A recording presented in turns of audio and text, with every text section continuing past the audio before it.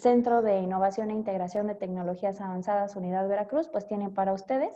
Ya estoy compartiendo pantalla. Me gustaría que me apoyaran diciéndome si la pueden todos visualizar.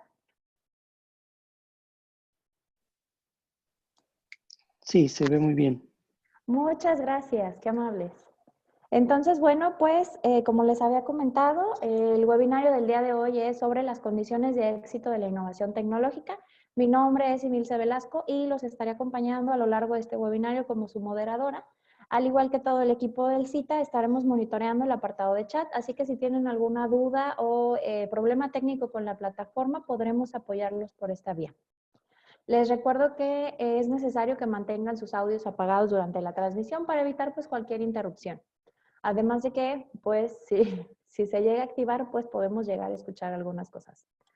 Así que, por favor, les suplico que presten atención en este icono y no lo vayan a pulsar.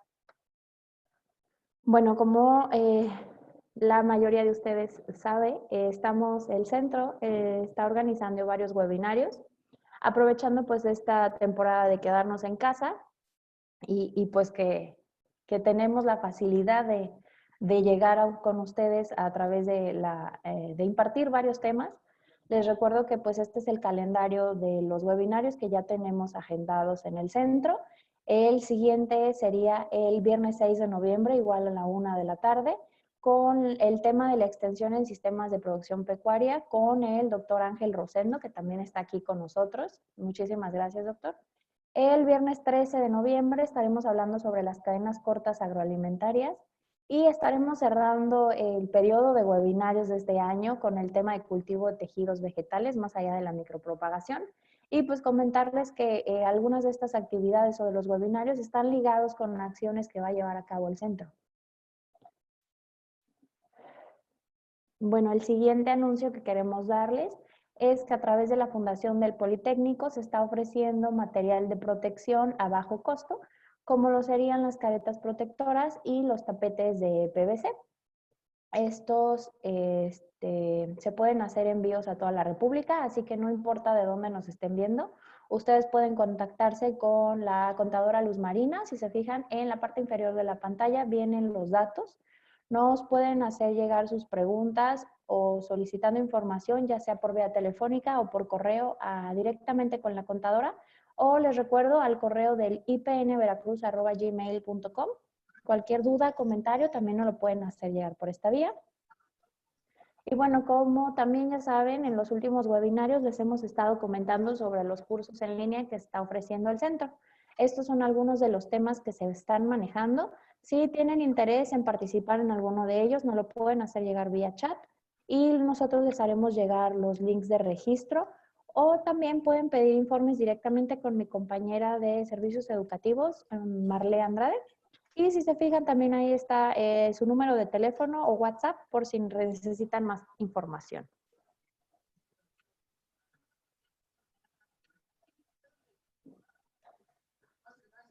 Pues bueno, a los que también acaban de ingresar a esta plataforma, les recuerdo, bienvenidos sean todos y todas ustedes a este webinario sobre las condiciones de éxito de la innovación tecnológica. Agradezco la presencia de todos. Muchísimas gracias por seguirnos en estos webinarios. Y pues si este es el primer webinar en el que participan, pues también muchísimas gracias por estar aquí con nosotros. Dejaré de compartir pantalla para empezar a ver cuántos participantes ya estamos aquí en plataforma y ver si ya es posible que demos inicio a este webinario. Les recuerdo que en el apartado de chat pueden ustedes depositarnos las dudas o comentarios o las preguntas que vayan surgiendo durante esta videoconferencia.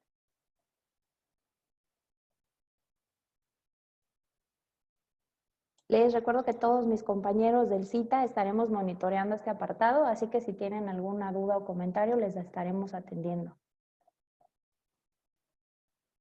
Excelente viernes para todos. Muchísimas gracias por sus mensajes. Y pues veo algunas caras conocidas. Nuevamente, muchísimas gracias. Me da gusto verlos esta vez en este viernes de webinario. Y pues bueno, me parece que ya podemos dar inicio a este webinario. Así que con muchísimo gusto les presento a nuestra directora, la licenciada Angélica Hernández Ávila, nuestra directora del centro, para que ella les dé las palabras de bienvenida. Directora, Adelante. Gracias, Marlene. Muchas gracias. Pues desearles a todos que tengan una excelente tarde, agradecerles como cada viernes nuestros viernes de webinario, hoy con un tema muy importante que es mejorando las condiciones de éxito de la innovación tecnológica. El Centro de Innovación e Integración de Tecnologías Avanzadas aquí en Veracruz, pues nos complace presentarles al doctor Leonardo Sousa García, quien tiene un doctorado en gestión de la innovación por la Universidad Autónoma Metropolitana de Xochimilco, una maestría en economía y gestión de la innovación de la Universidad Autónoma Metropolitana de Xochimilco y su licenciatura en economía internacional por la Universidad Autónoma de Chihuahua. Él es evaluador del Premio Nacional de Tecnología en Innovación. Se ha desempeñado como embajador del programa europeo, representante ante la Asociación Europea de Energía Termosolar en Bruselas, cofundador y gestor de innovación y transferencia de tecnología en Nodus, miembro del Comité del Premio Nacional de Tecnología e Innovación. Es responsable de las modificaciones para la edición 2020, evaluador de las 3 ediciones del Premio de CONACYT y NOTIS, miembro de la Academia Nacional de Bioética, asesor de comercialización del clúster de nanotecnología del Estado de Nuevo León, representante del clúster de nanotecnología de Nuevo León en materia de comercialización de tecnología. También tiene una distinción con la Medalla de Mérito Universitario por su aprovechamiento académico.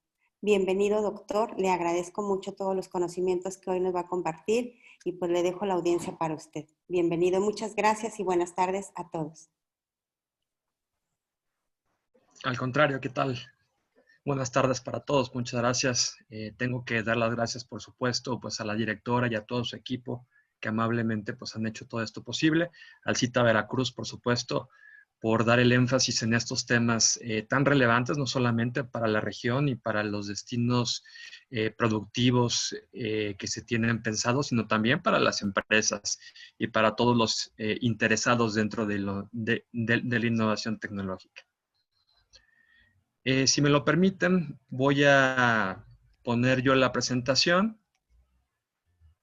para que podamos seguir esta charla y hablar un poquito, digamos, sobre los contenidos y sobre cómo la estamos dirigiendo específicamente. Muy bien, mientras esta dinámica se lleva a cabo, les recuerdo por favor mantener sus audios apagados durante la transmisión de esta videoconferencia. Cualquier duda o comentario a lo largo de esta charla lo podrán poner o depositar en el apartado de chat y les estaremos dando lectura. Les recuerdo apagar sus audios y la sesión de preguntas será al finalizar. Muchísimas gracias y nos vemos en un ratito. Perfecto, muchas gracias. Bueno, pues el tema que hoy nos compete tiene que ver precisamente con la innovación tecnológica, pero con tratar de mejorar sus condiciones de éxito. ¿Qué significa esto? Bueno, que inherentemente la innovación tiene un componente importante de riesgo, donde algunas de las buenas prácticas y de algunas de las herramientas que se han desarrollado pueden ayudarnos precisamente para tratar de reducir todos estos riesgos y tratar de maximizar todos los resultados deseados y el éxito deseado también de la innovación tecnológica. Quisiera mencionar también que de alguna forma, pues en la mención sobre mi semblanza, hay algunas cosas que ya he hecho, pero hay algunos puestos que ya no tengo, digamos, como pues estar dentro de los socios dentro del nanocluster y del biocluster. Participamos intensamente con ellos, pero ya no estamos ahí más con la sociedad. Sin embargo, bueno, pues estamos siempre pendientes de los trabajos que ahí se realizan. Por parte de las actividades que me ha tocado desempeñar, tienen que ver también con ser evaluador del Premio Nacional de Tecnología, donde afortunadamente he podido ver diversos sectores no solamente de manufactura, también del campo, también por supuesto de biotecnología, de nanotecnología, de muchos otros sectores que permiten precisamente tener una comprensión de cómo el éxito de la gestión de la tecnología puede estar aterrizado con algo que llamamos sistemas de gestión de la tecnología y la innovación, que es el principal tema que mostraremos aquí. Me ha tocado también colaborar como consejero técnico del Premio Nacional de Tecnología, lo cual significa revisar muchas de las metodologías y estar actualizado, digamos, de los diversos prácticas y temas que hay alrededor de la gestión de la tecnología. Con base en esas experiencias y con lo que me ha tocado presenciar desde el 2012, donde colaboro con una oficina de transferencia de tecnología, pues hemos podido ver y detectar algunas de las herramientas y las prácticas que consideramos que pudieran apoyar a todos los interesados dentro de la innovación de la tecnología.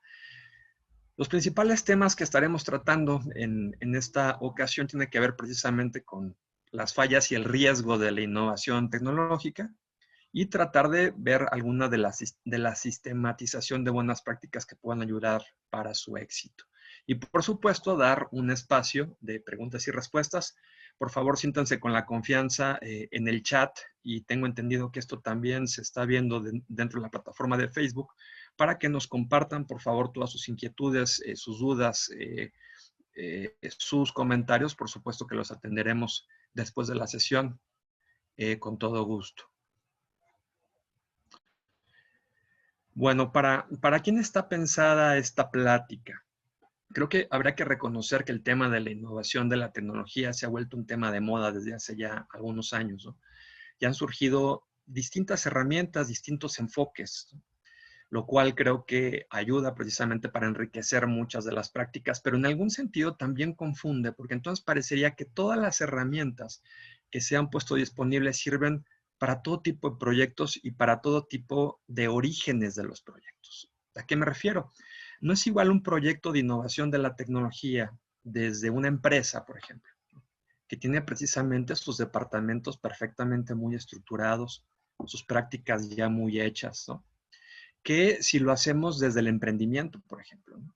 Donde precisamente uno de los retos del emprendimiento tecnológico es al mismo tiempo de desarrollar pues el proyecto de tecnología y su validación, es formar la empresa y formar también capacidades empresariales.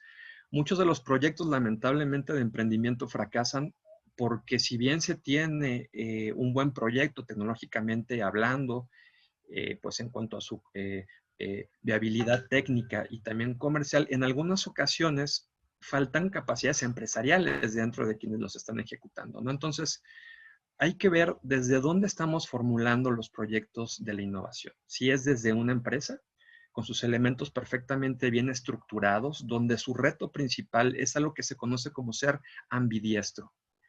¿Qué significa esto? Significa que la empresa tiene que ejecutar sus actividades tradicionales de producción y económicas, donde ya tiene sus prácticas perfectamente establecidas, pero entonces tiene que optar también por desarrollar proyectos que no forman parte de sus actividades tradicionales y hacer innovación a la par.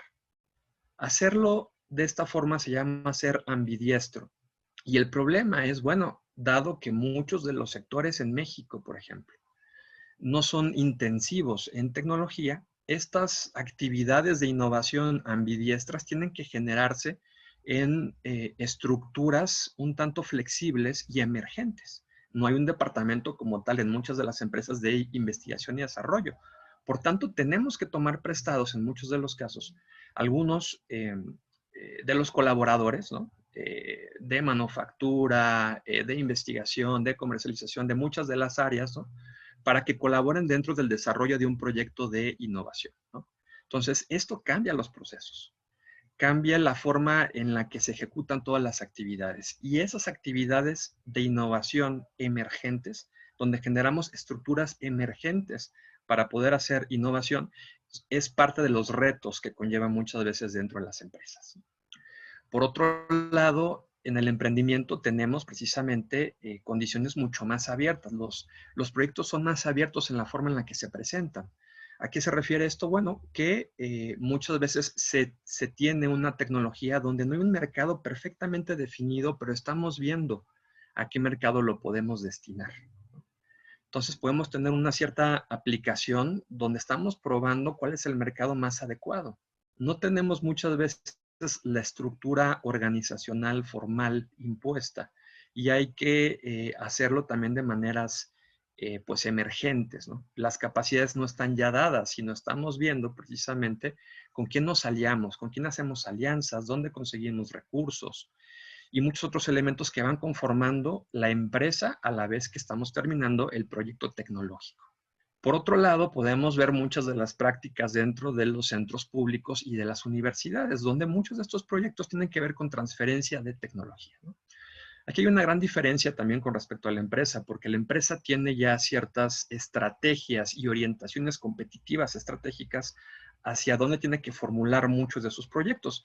Los que desarrollan proyectos desde la transferencia de tecnología no tienen que encargarse muchas veces de establecer las estrategias ni de establecer muchas de las orientaciones de mercado. Esas ya están siendo definidas por el cliente, que es la empresa que le pide a estos centros precisamente que colaboren con ellos, ¿no? Entonces, se encargan más bien de prácticas de desarrollo del proyecto, todas las viabilidades técnicas importantes, ¿no? Cumplir con todas las regulaciones, con todos los desempeños deseados de los productos, de los procesos, etcétera, pero ciertamente no tienen que definir cuestiones tan estratégicas ni de mercado. Entonces, podemos hablar de 3 puntos de partida distintos para los proyectos de innovación. Uno son los de las empresas ya formalmente constituidas, que llevan mucho tiempo pues en el mercado y que ahora quieren reformularse, y eso es completamente válido.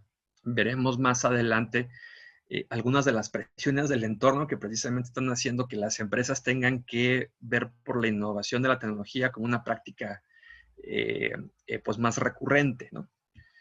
Mientras que por el otro lado, con el emprendimiento se requieren otra clase de prácticas más orientadas hacia la validación comercial, por supuesto, junto con la validación técnica, ¿no?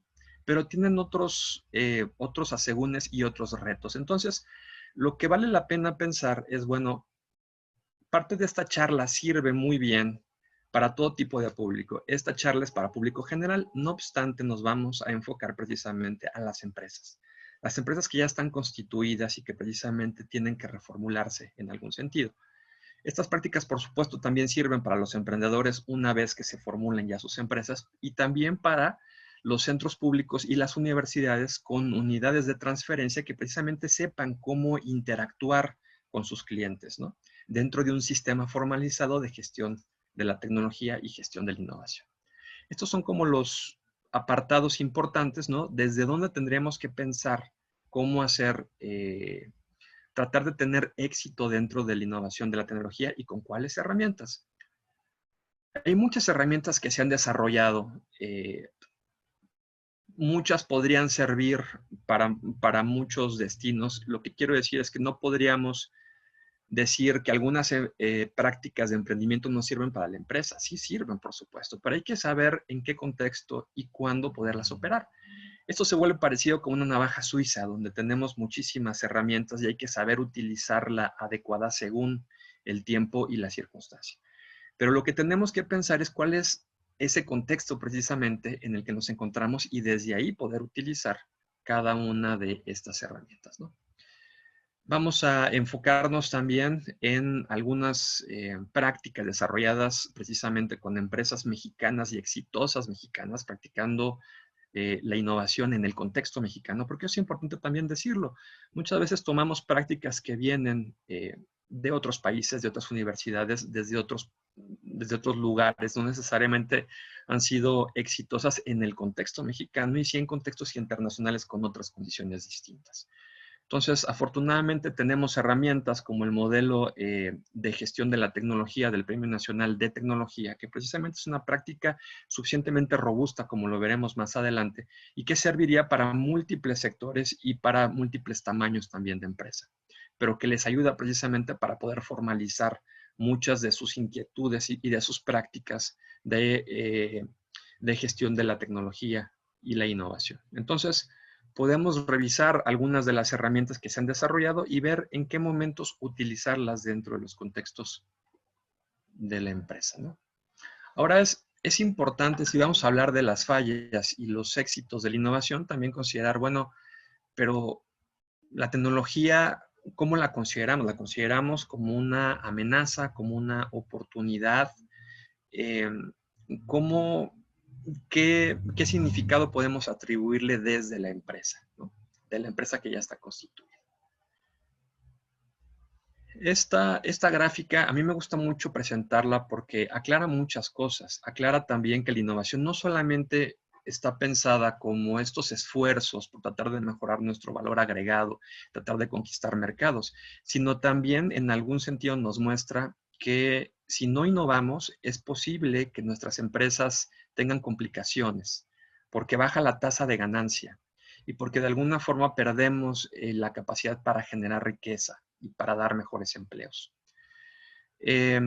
Todas las tecnologías tienen una saturación, su grado de efectividad de la solución que dan tienen un límite. Esto lo podemos ver en esta curva del ciclo de vida, donde podemos ver entonces que en algún comienzo la tecnología está siendo protegida por propiedad intelectual, tiene una gran tasa de ganancia, hay un monopolio temporal por el uso de la tecnología, pero conforme pasa el tiempo se van liberando, entra la competencia y entonces más personas pueden producir las cosas similares que yo produzco, ¿no? Entonces los precios bajan. Ahora, ¿qué pasa si entran demasiados competidores? ¿Qué es lo que pasa a lo largo del tiempo?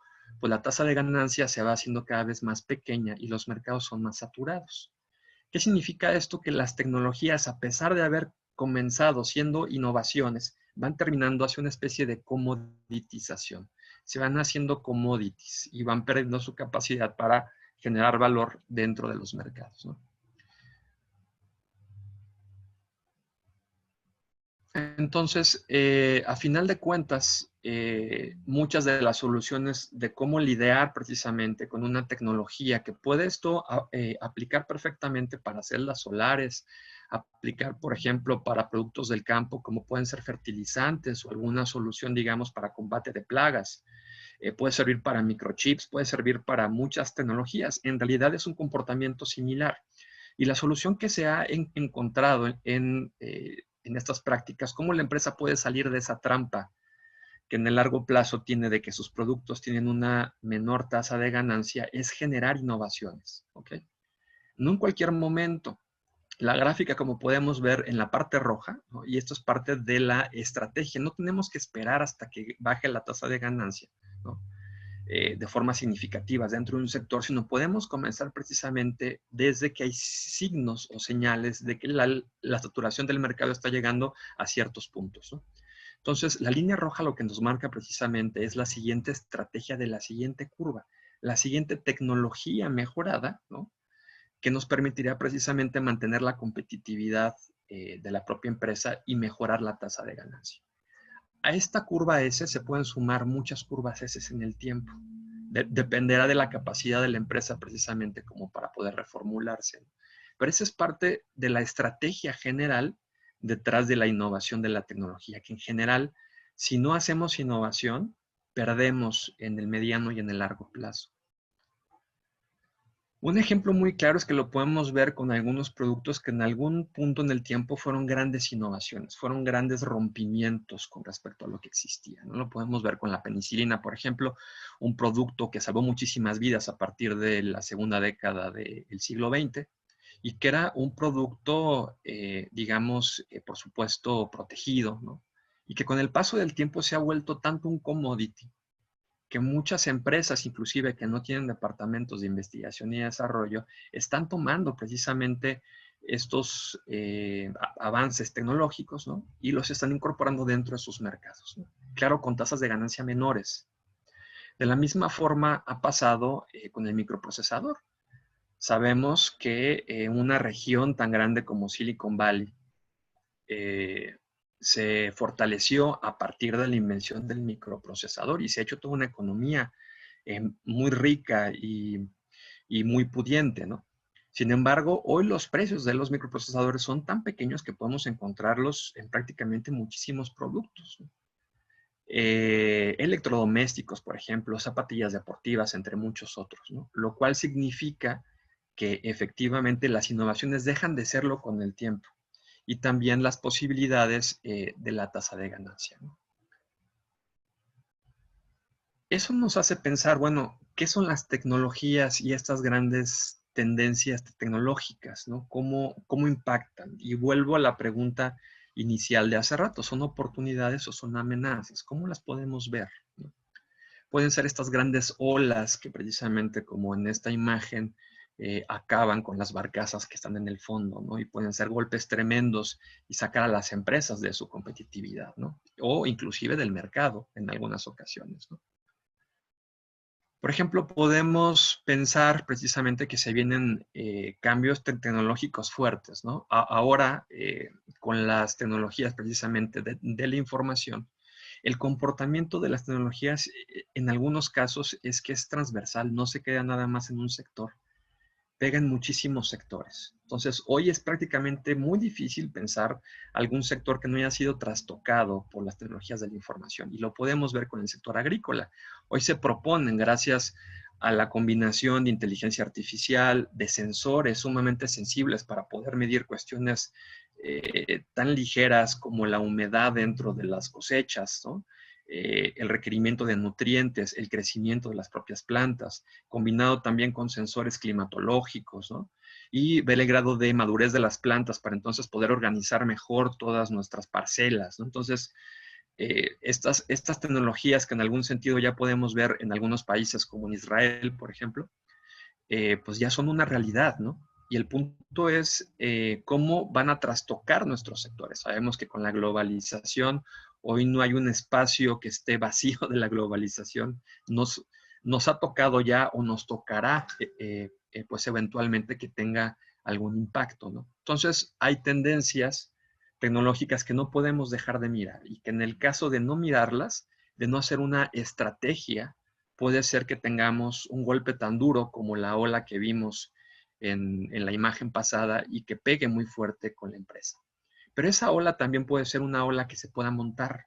¿Qué significa esto? Que entonces no es una amenaza, puede ser una oportunidad también de replantearnos y de reformular nuestra empresa y nuestra competitividad.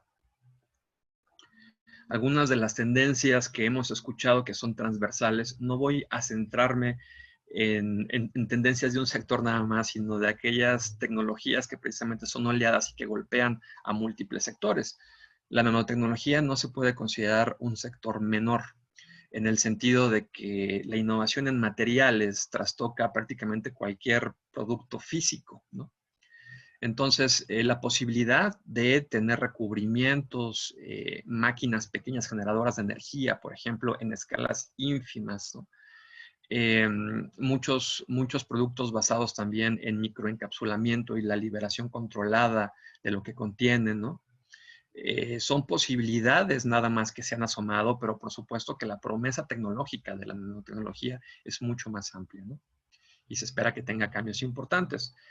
Gracias a la nanotecnología también tenemos sensores muy puntuales y muy efectivos, tanto que podemos tener precisamente laboratorios en un chip, ¿no? Poder hacer análisis de la sangre con una gran precisión en pruebas que son muy pequeñas y que podrían permitir que se hicieran en cualquier condición y en cualquier país, ¿no? Entonces también están reformulando otros sectores. A mí me tocó participar, por supuesto, con el nanocluster en alguna presentación allá en Europa, en Riga 2015, recuerdo, donde se presentaban precisamente algunos de los avances que tenía la nanotecnología, ¿no? Y lo interesante era cómo iban metiéndose cada vez más en otros sectores. El sector del vino era muy interesante porque entonces tenían precisamente, como lo vemos aquí en esta imagen, la posibilidad de encapsulamientos de ciertos sabores, digamos, ¿no? Que podían irse abriendo según pasaba un vino por microondas pues en el aparato de microondas, precisamente, ¿no? Para irlo haciendo al sabor que nosotros quisiéramos. Entonces comprábamos un vino, digamos, genérico. Y a partir del tiempo que lo poníamos en el microondas como una preparación previa a que se tome, no necesariamente es que el vino se tome caliente, pero es una preparación que permitía precisamente poner combinaciones de sabores bastante novedosos, ¿no? Entonces, gracias al microencapsulamiento y el control que se tenía de él, podían hacerse ciertas combinaciones y hacer que supiera como distintas uvas, ¿no? Entonces, esos eran algunos de los elementos que se estaban perfilando como impactos dentro de los sectores que llamaban mucho la atención.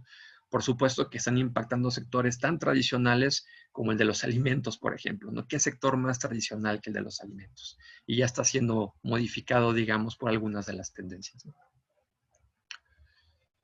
Ahora, pensando en oportunidades y en amenazas también, ¿no? ¿Qué pasa precisamente con las tecnologías, ¿no? Estas tecnologías que prometen cambiar muchísimos sectores. ¿Qué pasa con los sectores que ya existen? Bueno, pues hay tres condiciones. Uno es que puedan montarse precisamente sectores completamente nuevos a partir de una tecnología, como pasó con Silicon Valley, y a partir del microprocesador montar todo un sector que no existía dentro de la economía. En una región, si ustedes ven fotografías de Silicon Valley en la década de los 60, eran pues muchos terrenos perdidos, ¿no? Y hoy podemos ver que las principales empresas que están generando riqueza a nivel mundial, no solamente en Estados Unidos, sino a nivel mundial, se encuentran dentro de esos lugares, ¿no? ¿Qué significa? Que la tecnología puede ser precisamente fuente de muchísima riqueza. Puede crear sectores como Silicon Valley, eso es importante mencionarlo. Puede reformular sectores que ya existían, ¿no? Por ejemplo, ¿qué pasa con las películas animadas, ¿no? Pensando en Disney, por ejemplo, ¿no? Donde las prácticas eran prácticamente pues de dibujos a mano. Se combinaron con las tecnologías de la información y permitieron generar personajes, ambientes que la dinámica de dibujo tradicional no permitiría. Hay muchas tomas cinéticas dentro de estas películas que no pueden ser realizadas con el dibujo tradicional. Entonces, permitió precisamente esta tecnología reformular un sector tan tradicional como el de los dibujos animados, que tenía muchísimas décadas de existir desde principios del siglo XX, inclusive antes. Ahora, también hay otros sectores que no se montan dentro de las tendencias o no saben cómo aprovecharlas y simplemente o las niegan o no las pueden ver o no están preparados para poderlas atender, ¿no? Uno de los casos muy conocidos tiene que ver precisamente con las fotografías y con la empresa Kodak, ¿no? Que era la principal generadora de los rollos fotográficos. Algunos estudios lo que han mostrado es que Kodak no era miope precisamente sobre la nueva tecnología que estaba surgiendo. Tenía algunas patentes inclusive relacionadas con el campo, pero sus condiciones de empresa y estrategia no les permitieron verlo. ¿Qué significa entonces? Que necesitamos también condiciones dentro de las empresas que nos permitan ver estas amenazas, estas oportunidades y esta inteligencia que está pasando dentro de nuestro sector para saber cuándo hay una amenaza real, cuándo hay que dejarla pasar y cuándo son oportunidades, ¿no? Entonces, ¿qué pasó pues con estos sectores? Pues muchos no salieron completamente del mercado. Kodak sigue todavía teniendo presencia, pero muy especializada. Tuvo que quedarse con un nicho muy pequeño. De ser un sector prácticamente dominante, se vuelve precisamente un nicho para nostálgicos tecnológicos, ¿no? También los que escriben con máquinas de escribir hoy en día, es un sector muy pequeño de los que antes era, ¿no?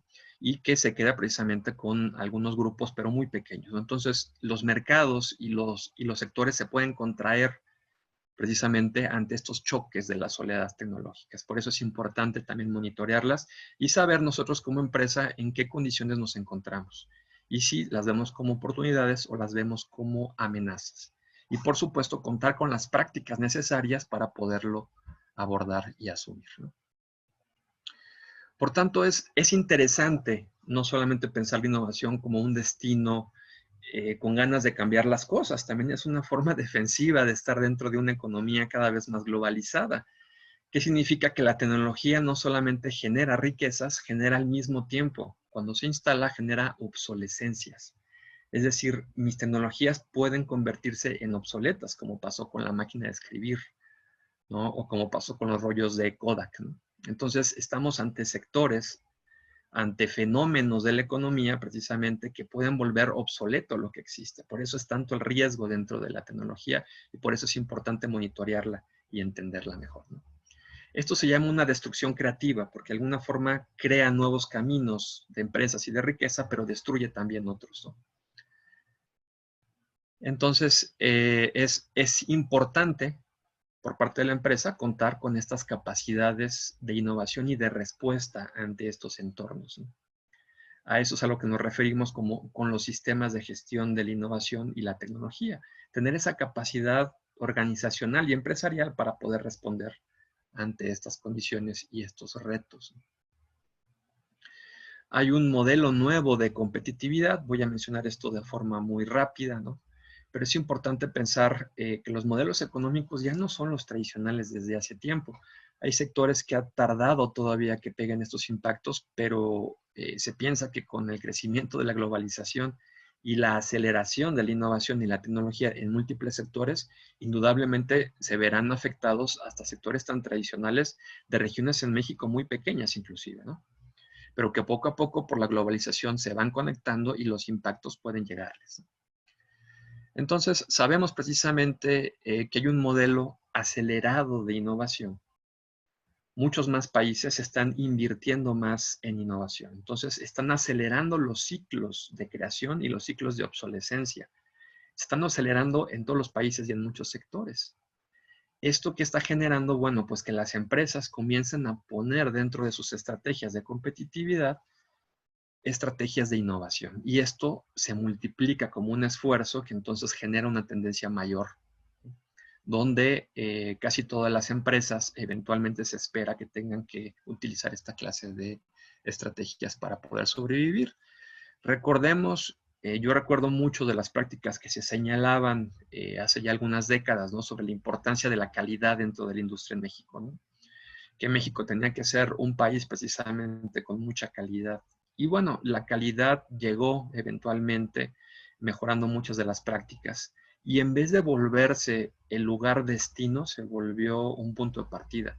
Hoy no puedes estar en una industria competitiva si no tienes calidad. Entonces, estamos cambiando un poco los modelos competitivos, ya no solamente basados en calidad, sino basados en diferenciación.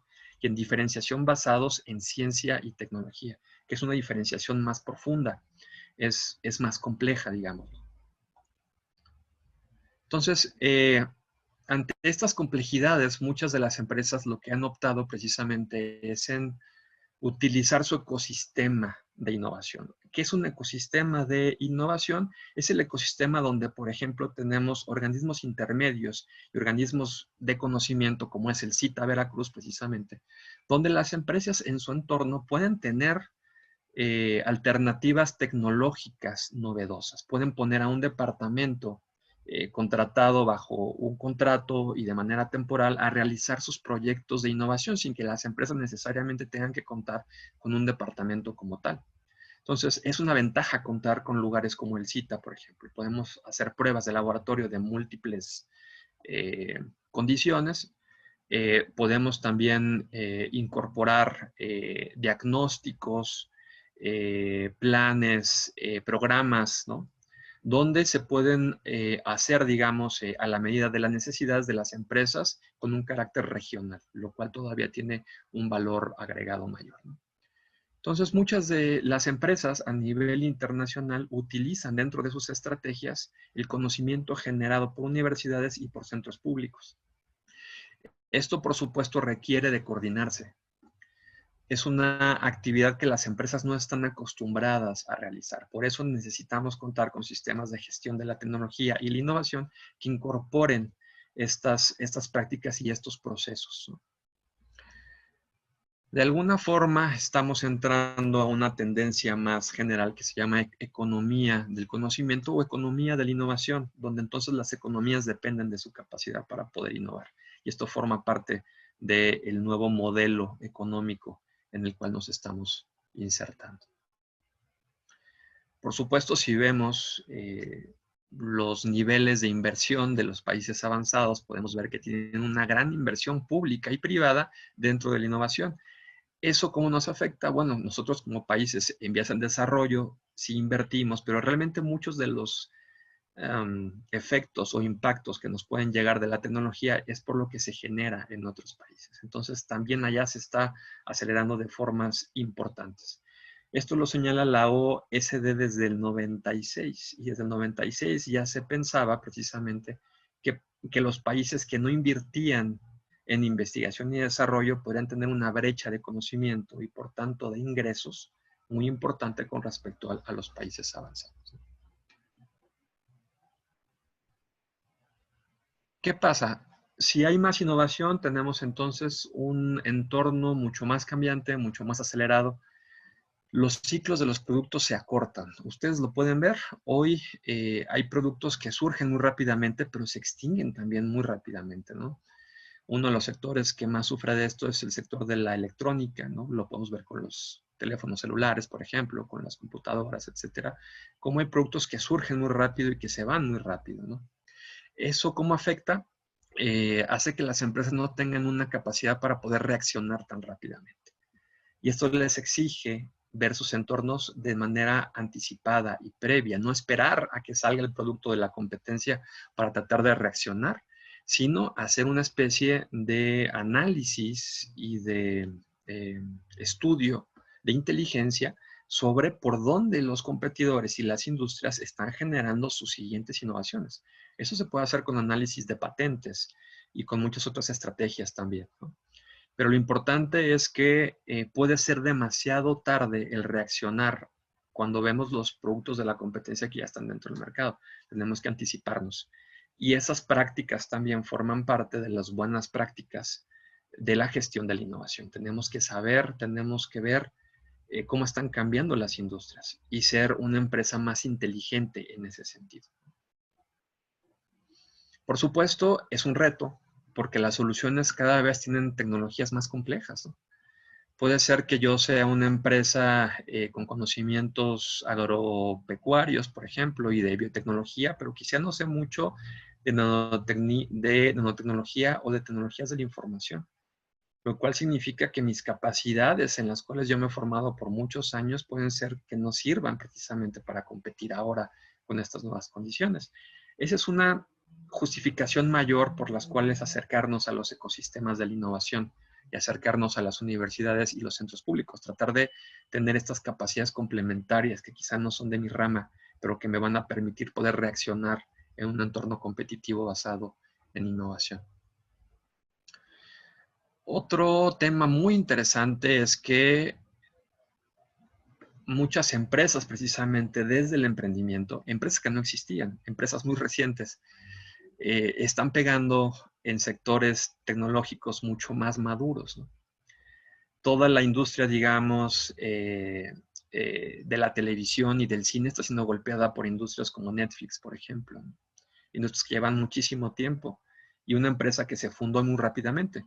Un sector interesante es el de los nanosatélites también, ¿no?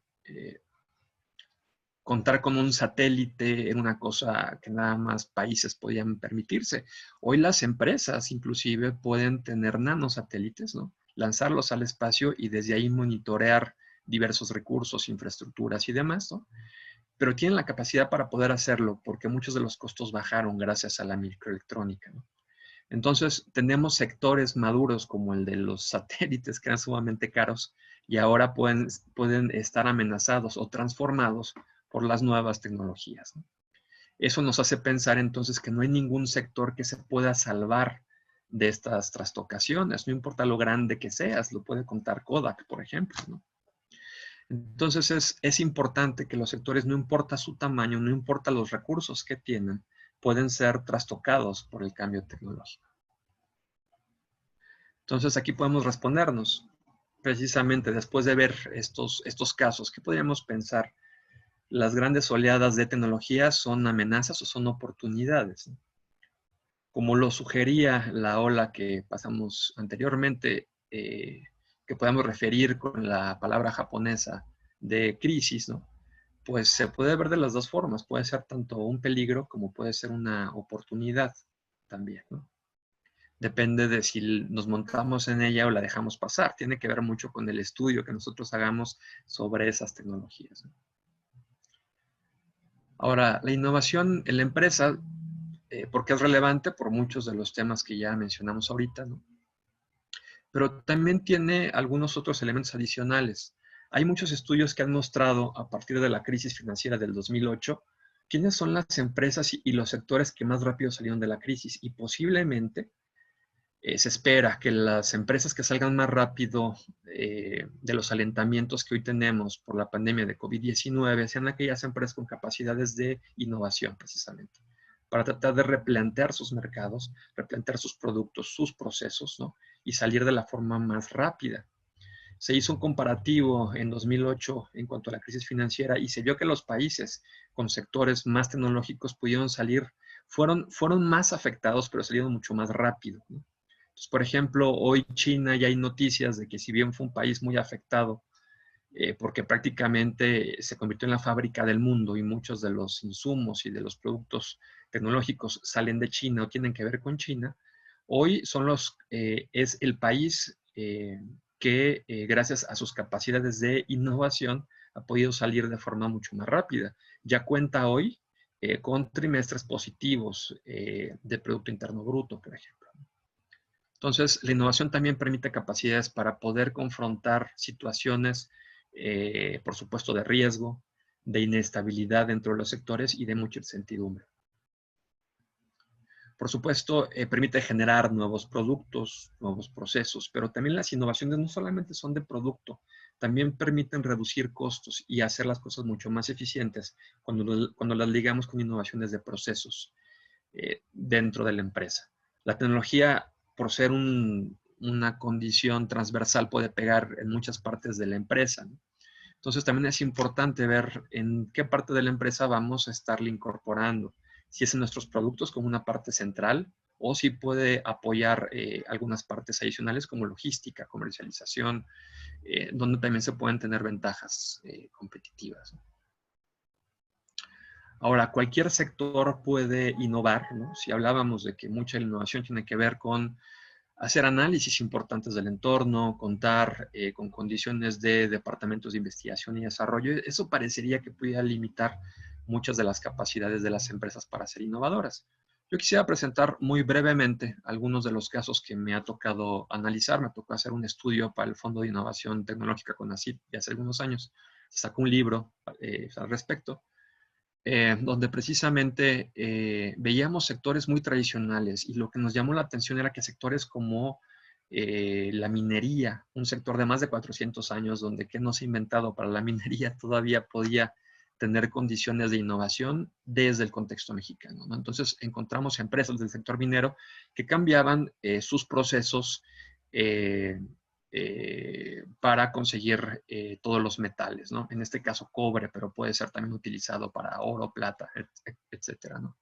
Entonces, sectores tradicionales también podían ser reformulados a partir de su vinculación con centros públicos y con universidades, ¿no? Empresas, por ejemplo, que tenían sus propios robots, ¿no? Que conseguían, por ejemplo, partes en algunos de los yunques en la parte fronteriza de México, donde pueden cruzar la frontera y entonces acceder a robots de industrias que han sido desmanteladas, pero que los hacían funcionar para otras condiciones, ¿no? Y entonces permitían tener robots para procesos que no habían sido desarrollados todavía, ¿no? Entonces podíamos hacer mucha de la innovación desde manufacturas que se habían quedado en generaciones anteriores, que no necesariamente eran las manufacturas más avanzadas, pero que gracias a estos proyectos y a la vinculación podían desarrollar precisamente estas reformulaciones, ¿no? Inclusive sectores comerciales, este es un producto basado con nanopartículas que al ser rociado sobre alguna tela permitía capacidades en la tela distintas, ¿no? Capacidades como ser oleofóbico, por ejemplo, o que el agua no lo penetrara, ¿no? Pero entonces sectores que definitivamente una empresa comercializadora de telas, en muchos de los casos, no cuenta ni con manufactura, ni cuenta tampoco con departamento de investigación y desarrollo, podía precisamente con proyectos de vinculación contar con tecnologías de frontera, ¿no? Como la nanotecnología y así también ganar nuevos espacios de mercado, ¿no? Este es el libro que se desarrolló. Creo que se encuentra todavía disponible en Internet. En general eran proyectos que permitían pensar, ¿no? Cómo la tecnología puede insertarse en muy distintas empresas, ¿no? No solamente las de alta tecnología, ni con departamentos de investigación y desarrollo. Ahora, veamos, ¿cómo controlar el riesgo, ¿no? Tenemos algunos datos precisamente donde muchas veces se piensa que las empresas pequeñas son las que están fracasando más. Hay empresas grandes también que están fracasando. Muchos de los datos en Estados Unidos muestran que 3 de cada nuevos productos fallan, por ejemplo. Que los lanzamientos tienen un porcentaje no tan alto, ¿no? El 65% han sido registrados también como fracasos. Y en muchos de los casos se pierden grandes cantidades de inversiones, ¿no? ¿Qué significa esto? Son empresas que no tienen recursos, que no hacen bien las cosas. La innovación conlleva un riesgo, ¿no? Pero por supuesto hay métodos y formas con los cuales podemos tratar de reducir estos riesgos. Hay algunas publicaciones muy interesantes. El MIT tiene todos los años sus grandes fracasos tecnológicos, ¿no? Y es muy interesante ver cómo empresas como Apple, como Volkswagen, como Samsung, reportan precisamente productos pues, que no fueron exitosos, ¿no? Y en muchos de los casos es por considerar, digamos, poco los mercados, la interacción de los productos y en su ambiente real, las tecnologías en su ambiente real, ¿no? Muchas veces son impulsados más bien por los tecnólogos dentro de las empresas, con un afán de pensar que lo novedoso necesariamente va a ser bien aceptado, pero lo novedoso también tiene riesgo, también tiene que ir, digamos, alineado con las costumbres, con las visiones, con las necesidades y la utilidad de los mercados en los cuales se van a insertar. Un caso muy notable es el de Google Glass, no sé si lo recuerdan, precisamente esta aplicación de lentes, donde eran lentes inteligentes que podían grabar condiciones reales y que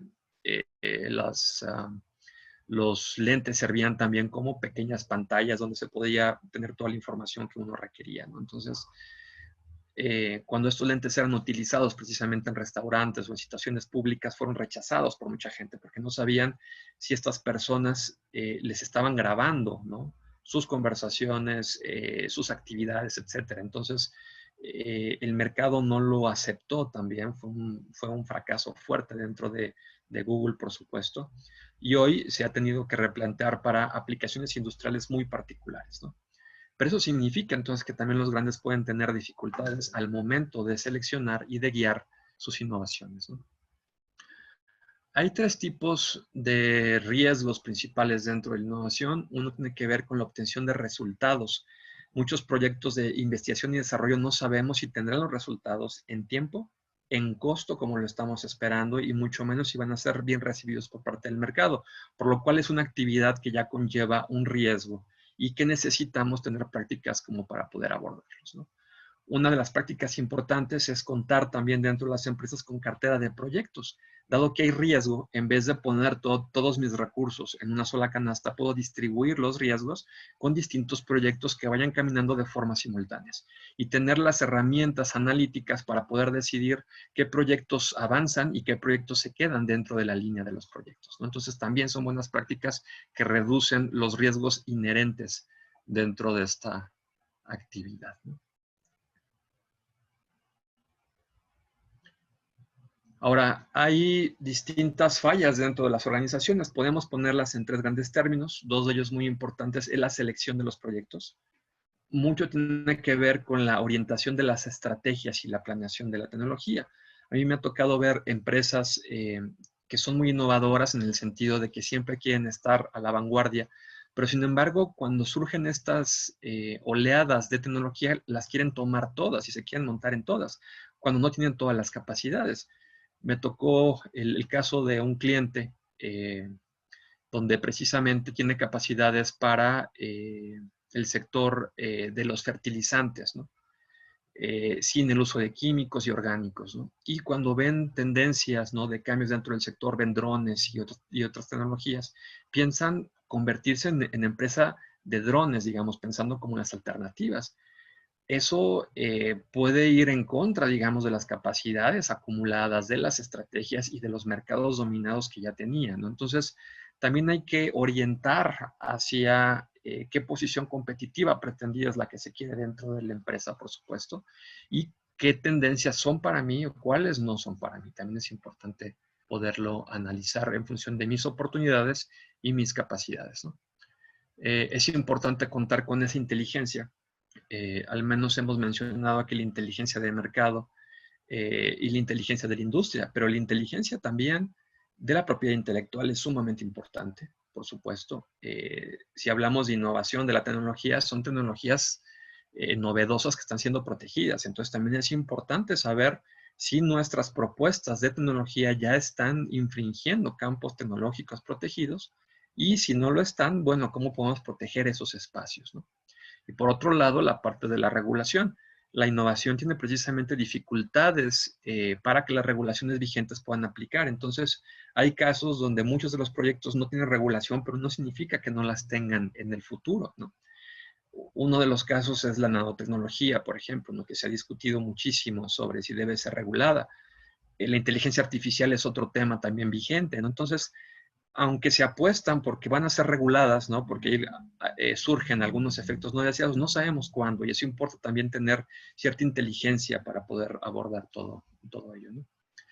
El caso del desarrollo como una falla o una problemática dentro de las organizaciones también es importante, ¿no? Sobre todo lo que estaba comentando, sobre cómo contar con estos grupos emergentes, ¿no? Que mi empresa tenga la flexibilidad para cambiar su estructura, en algunos casos su cultura inclusive, ¿no? Para poder formularse y formular proyectos desde otros espacios, ¿no? La priorización de cartera de proyectos, llevar vinculaciones, etcétera, ¿no? En general, estos son temas importantes. Por otro lado, las prácticas internas, mucho tiene que ver con la implementación de los proyectos, ¿no? Proyectos que no se queden ahí, que no tengan un líder, que no tengan un sponsor, ¿no? Proyectos donde no han sido debidamente transferidos o no son debidamente empaquetados para su transferencia también.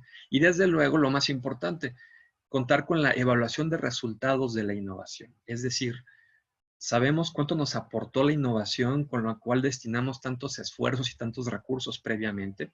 Hay un análisis que aísle nada más las condiciones de ese producto o ese proceso.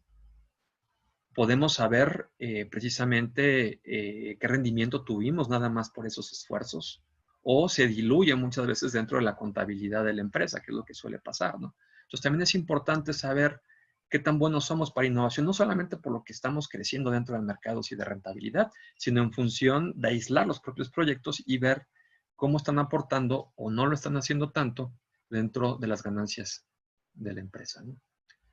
Entonces, siempre son dos fuerzas. Por un lado está el control y por el otro lado está la incertidumbre y el riesgo. Esas son condiciones inherentes que encontraremos dentro de la innovación. Ahora, ¿qué prácticas sistematizadas encontramos, ¿no? Como para poder tratar de hacer más exitosos nuestros esfuerzos de la innovación. Han surgido varios. Yo los refiero como sistemas de gestión de la tecnología y de la I+D+I, ¿no? Donde precisamente tratan de que tengamos condiciones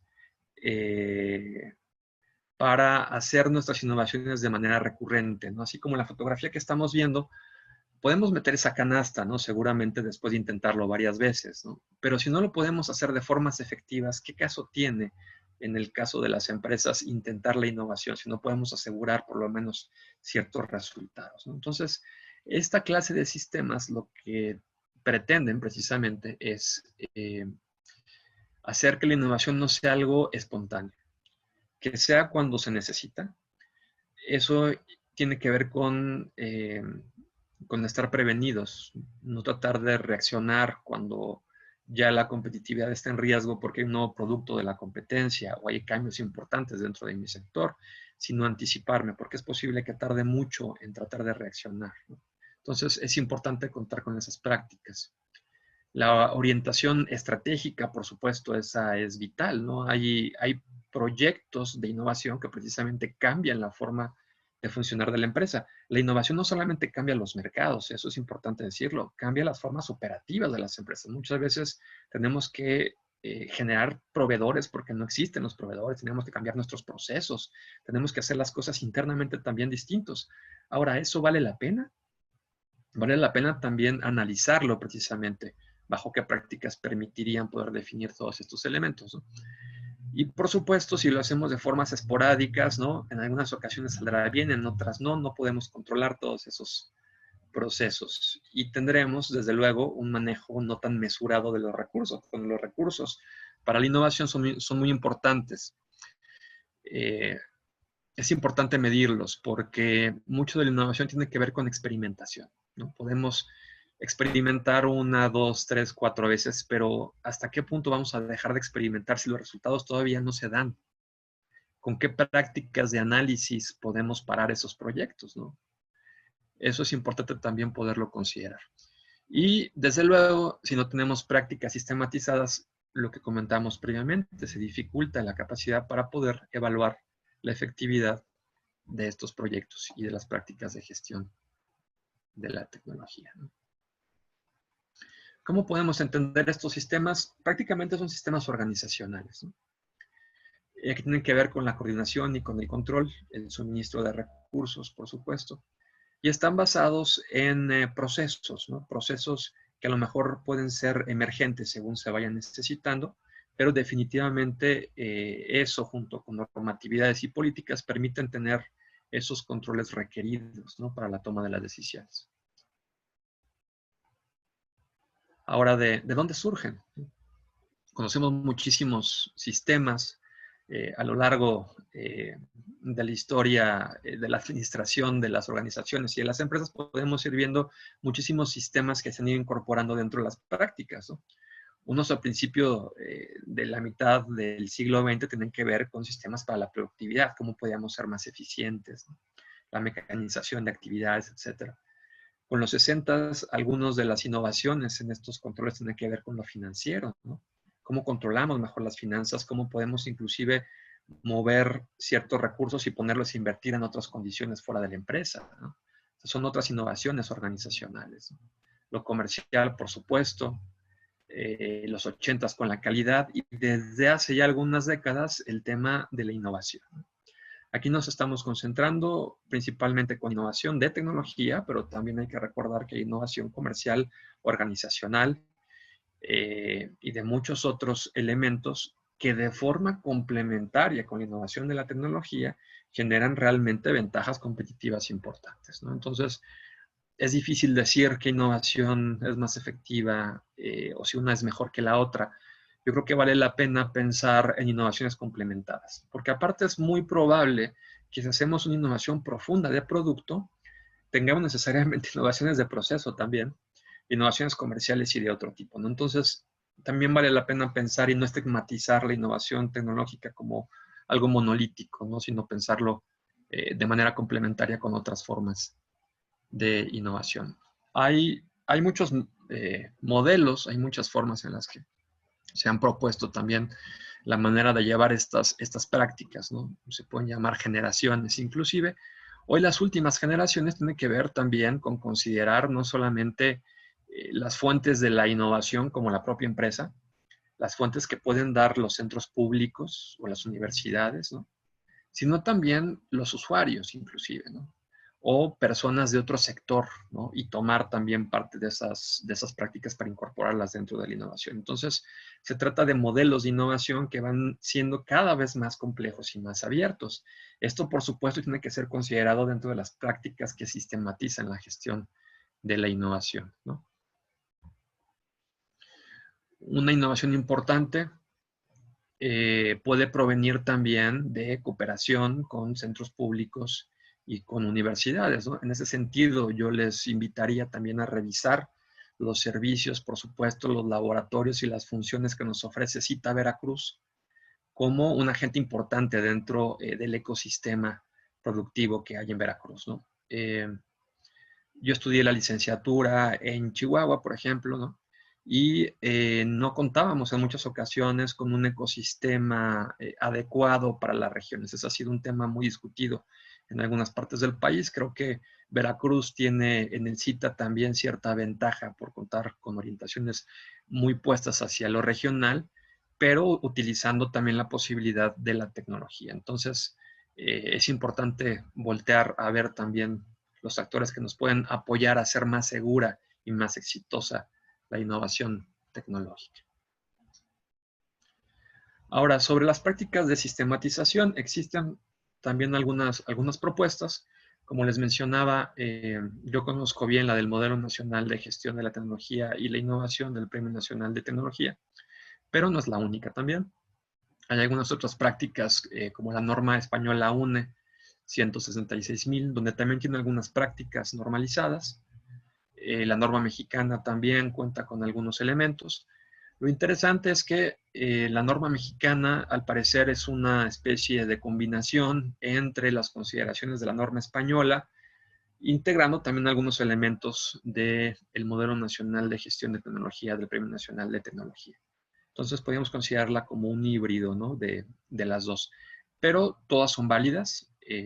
Como las herramientas, importa mucho su contexto y para qué van a ser utilizadas y en qué industrias, ¿no? Yo voy a revisar muy brevemente lo del Modelo Nacional de Gestión de Tecnología por ser una herramienta más genérica que puede servir a múltiples empresas, no importa su tamaño, no importa su sector. Bueno, estos son algunos datos de la comparación, ¿no? La norma española está muy centrada precisamente en empresas con un departamento formal de investigación y desarrollo, eso hay que decirlo, por lo que hay que considerar también otros modelos. Quienes no conozcan el Premio Nacional de Tecnología e Innovación, es el principal galardón a nivel nacional en la materia. El galardón se da todos los años. Está propuesto precisamente que se dé por el presidente de la República. En algunos casos no se ha podido dar por él, pero los dan secretarios de Economía, por ejemplo, ¿no? Entonces, es el máximo estandarte que se puede dar, no al proyecto en sí, sino a las empresas que generan innovaciones, por supuesto, con resultados y basadas en proyectos, pero que lo hacen de manera sistematizada, controlada y con resultados comprobables. Algunas de las empresas que han sido galardonadas son estas que aquí compartimos, empresas nacionales muy reconocidas, ¿no?, en múltiples sectores, algunas transnacionales inclusive de mucho renombre. Pero podemos encontrar empresas de todos tamaños. Aquí me enfoqué nada más a las grandes. Hay muchas empresas pymes también ganadoras que vale la pena mencionar. Propongo todos estos logotipos precisamente porque las empresas grandes suelen llamar mucho la atención. Entonces, son empresas que ya están teniendo resultados en el contexto mexicano, eso es importante decirlo. Y también el modelo del premio ha sido también reformulado con base en los resultados que se han visto de empresas ganadoras, lo que significa es que hay una retroalimentación también de cómo hacer la gestión de la innovación a partir de conocer los casos en México.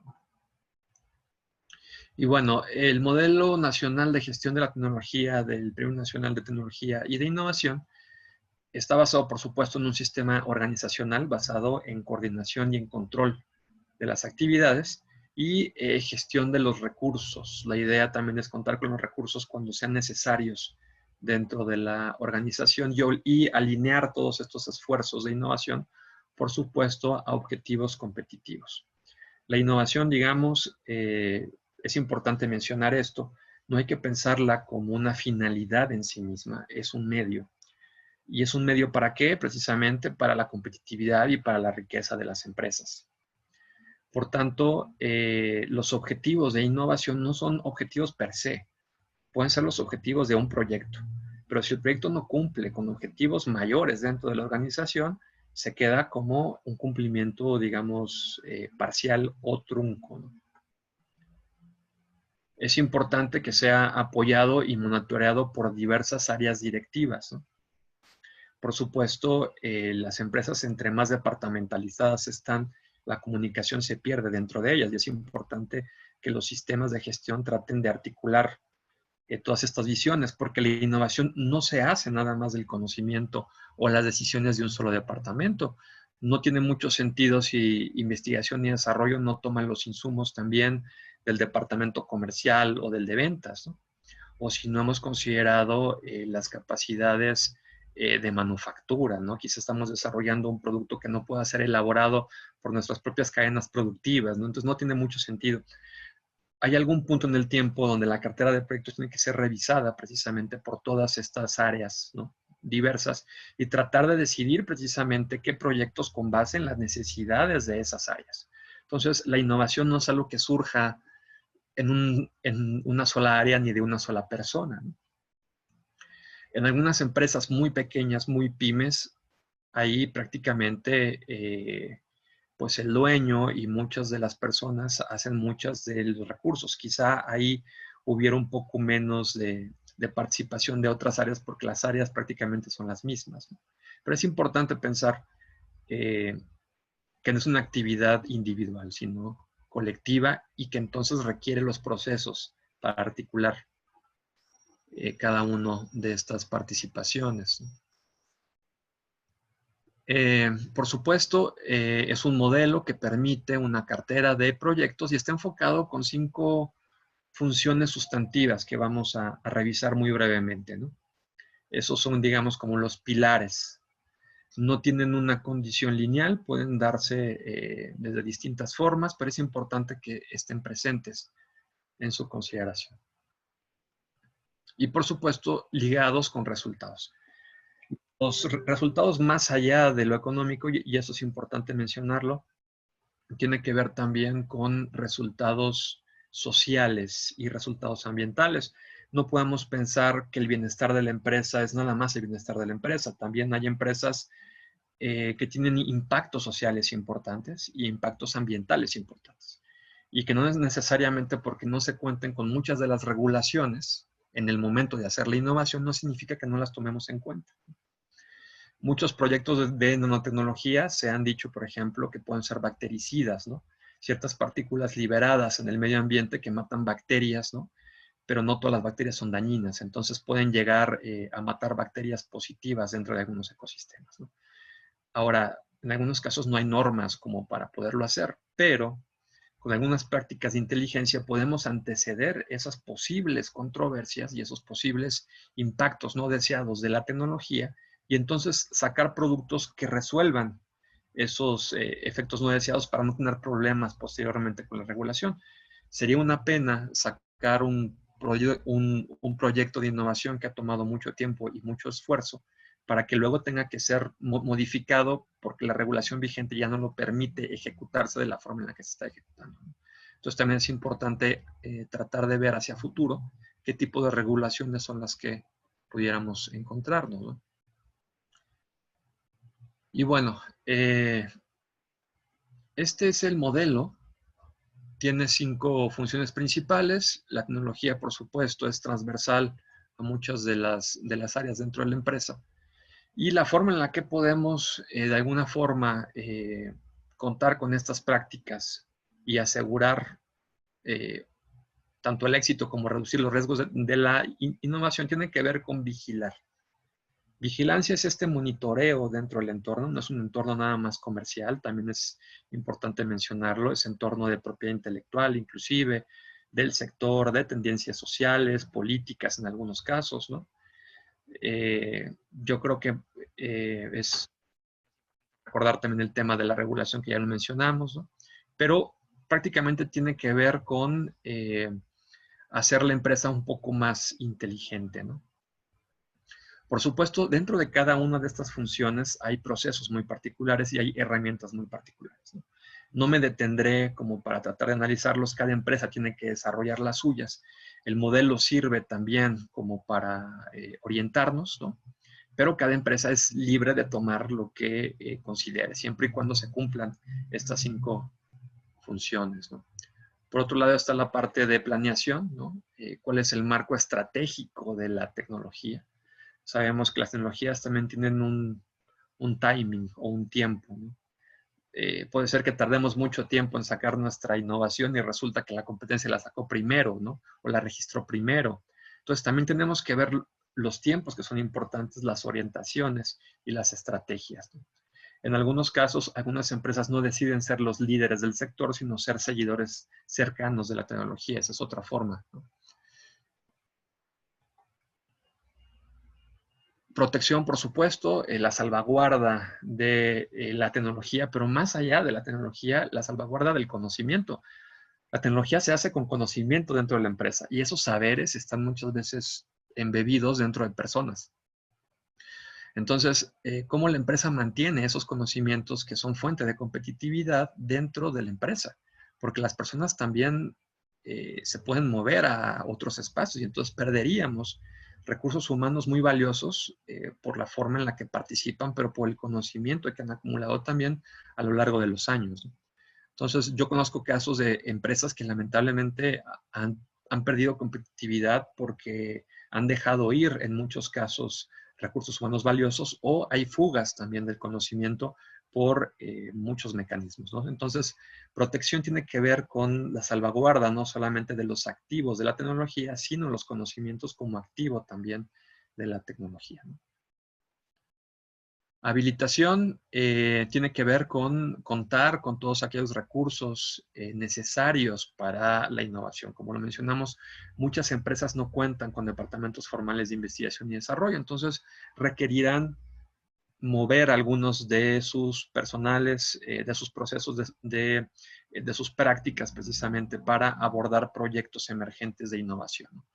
Estas especies de grupos realizados para un proyecto.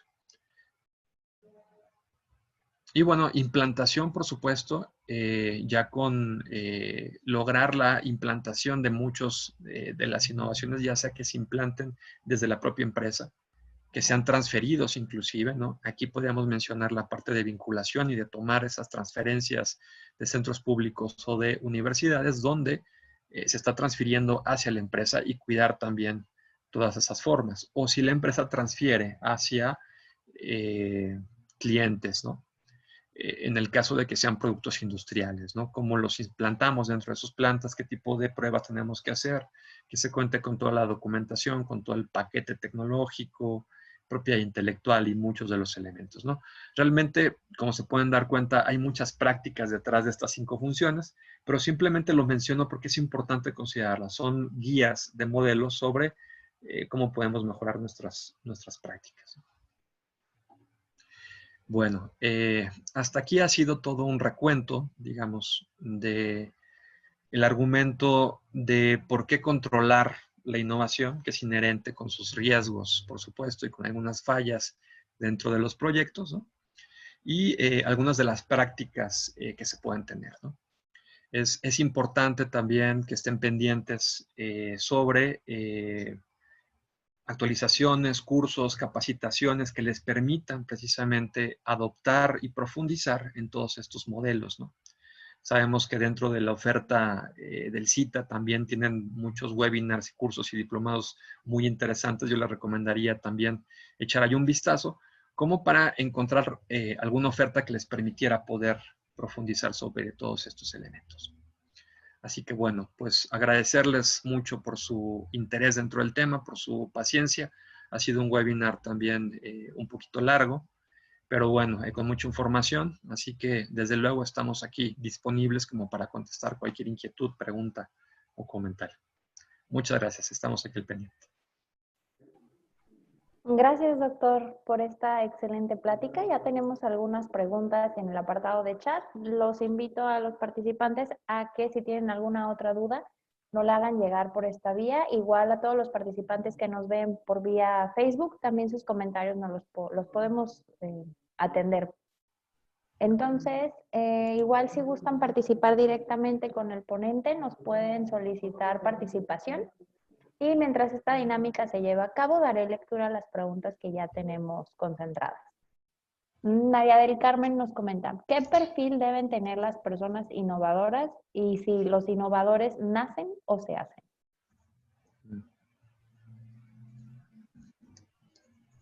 Correcto, eso es interesante.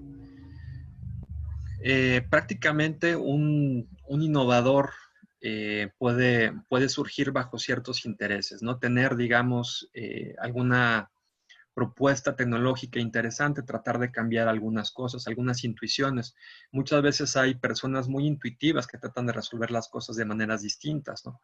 Ahí sin duda podremos decir que hay algunas condiciones innatas dentro de algunas personas, ¿no? Sin embargo, también se sabe que dado que la innovación no es algo que se hace por una sola persona, ¿no? Requerimos de tener habilidades para poder complementar con otras personas. También hay prácticas, también hay conocimientos, también hay formas que pueden reforzar nuestra forma para poder ser exitosos dentro de ser innovadores, ¿no? Yo creo que de alguna forma, si uno nace ya con ciertas capacidades, quizá tenga una ventaja. pero quizá no la tenga toda, porque ya hay tantas herramientas, tantos conocimientos puestos para el éxito de los proyectos, ¿no? Que seguramente una persona que no haya nacido con las mismas condiciones puede estar al mismo nivel que esta otra que tiene ciertas facilidades innatas, ¿no? También hay ciertos perfiles, también se sabe de personas que en algunas partes del proyecto pueden apoyar mejor. ¿A qué me refiero? Hay personas que son más estructuradas, otras son personas mucho más creativas que tratan de ver las cosas de maneras distintas, ¿no? Entonces, en muchas ocasiones dentro de los proyectos podríamos comenzar con una persona que trata de resolver un problema de formas ingeniosas, ¿no? Saliéndose de los cánones tradicionales, pensando de cosas muy interesantes, pero entonces que se complemente con una persona con capacidad para poder estructurar mejor los proyectos, para verlo en términos económicos, en términos de mercados y aclarar mejor cuál es el rumbo de los proyectos, ¿no? Entonces, yo contestaría más bien que vale la pena pensar estos temas no de formas individuales, sino en equipos. Sé que la cultura ha fortalecido mucho la idea de que las personas innovadoras son solamente personas, ¿no? Son individuos en aislamiento. Pero podemos ver que muchas de las principales empresas no fueron personas aisladas, realmente fueron en complementariedad con otras personas y con otros equipos de trabajo, ¿no? Por lo que yo creo que hay que desmitificar también un poco sobre el valor que la persona tiene, sino el grupo de personas y que sea la combinación de personas adecuada que pueda llevar mejor todos estos proyectos. Gracias. Pasamos entonces a la siguiente pregunta.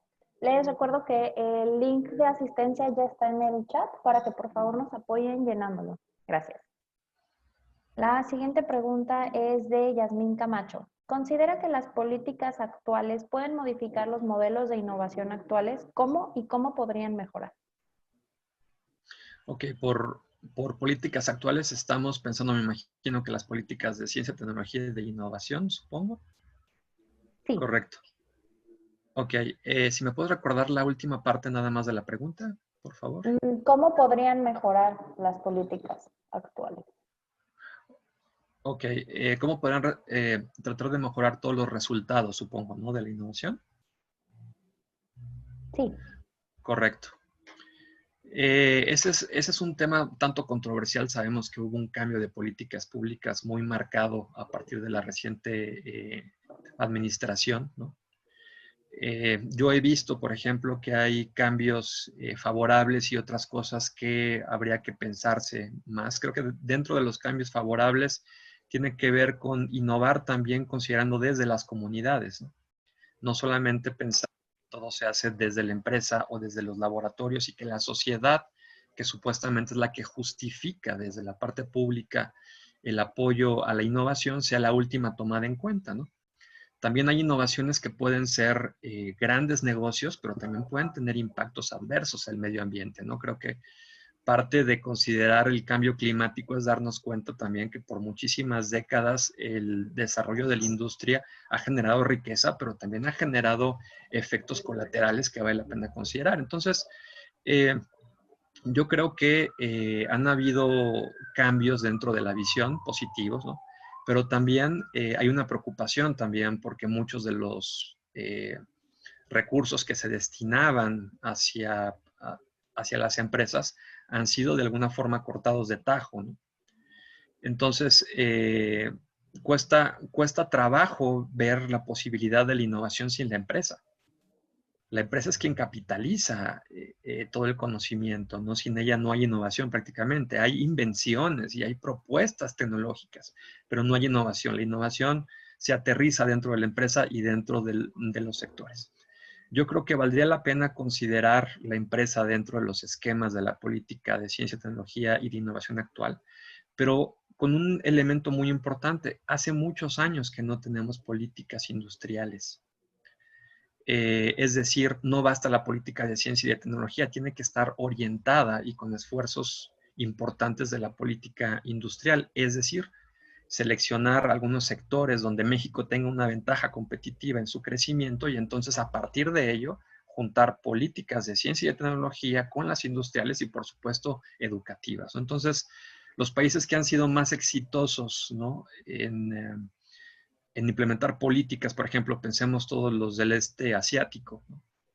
Que son grandes ejemplos, muchos no surgieron nada más por políticas de ciencia y de tecnología, son políticas complementarias y una política industrial muy clara y muy fuerte, ¿no? Entonces creo que hay oportunidades para que México no pierda competitividad, pero que requieren ver este tema de apoyo de la política como algo sistemático o como sistema más bien, ¿no? Y por supuesto, no dejar de pensar en las vocaciones regionales, que yo creo que son muy importantes también, donde una comunidad prácticamente tiene que ponerse de acuerdo también sobre qué tipo de sectores son los que van a dar su empleo, qué tipo de estilos de vida dan ciertos sectores, ¿no? Que se tome una planeación, digamos, de política de innovación también desde lo regional, que es algo que hace mucho tiempo que no vemos, que algunos estados han logrado, ¿no? Pero que en general no es la generalidad del país. Entonces hay que pensar también en esta clase de políticas desde lo regional. Gracias. La siguiente pregunta es de Alejandro Sánchez. ¿Qué hace falta para que en México exista mayor interés por la innovación tecnológica? Ese es un punto importante. Creo que ha habido un cambio cultural muy importante. Yo creo que los jóvenes quizá no lo han percibido tanto, porque quizá les tocó crecer precisamente ya cuando estas tendencias ya estaban marcadas. Pero yo recuerdo que antes el tema de la innovación y la tecnología eran temas para países avanzados. No se pensaba, por supuesto, que un país en desarrollo pudiera participar de ella, ni que las empresas en las regiones mucho menos pudieran hacerlo. No eran temas como para grandes ciudades, ¿no? O para empresas nada más. Hoy está la cultura donde uno puede ser innovador también, desde ser estudiante y tratar de con el emprendimiento crear su empresa y volverse empresario.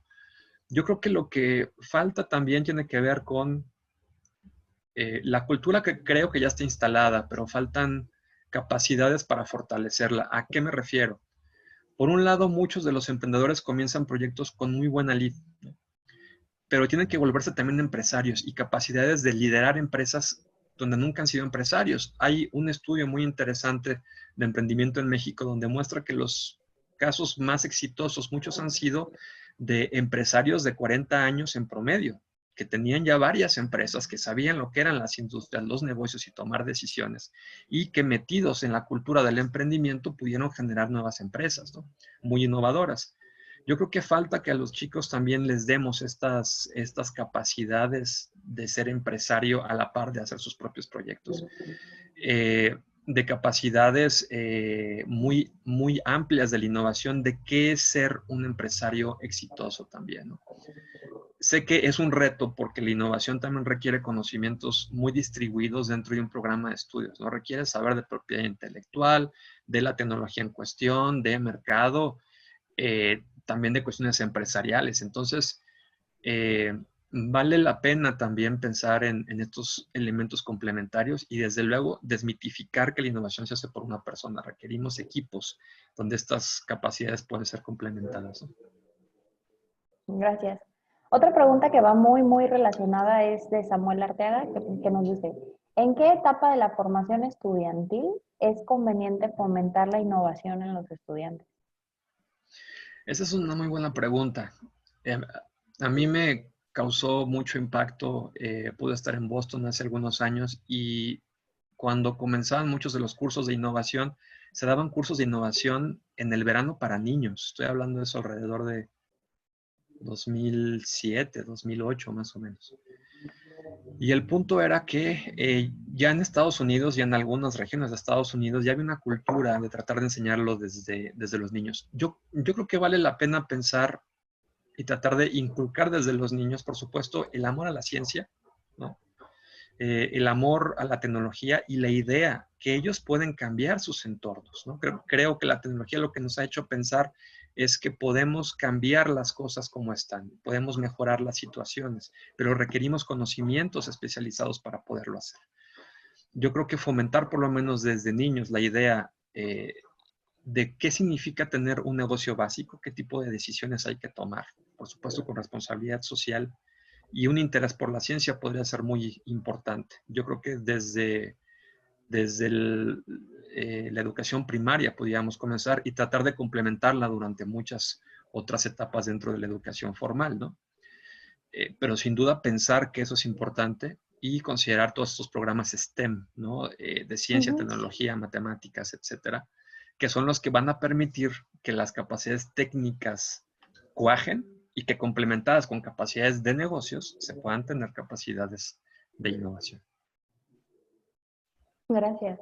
Y justamente, ¿no? Que ahora ha estado tomando más fuerza esto de las capacitaciones o desarrollar las habilidades STEM.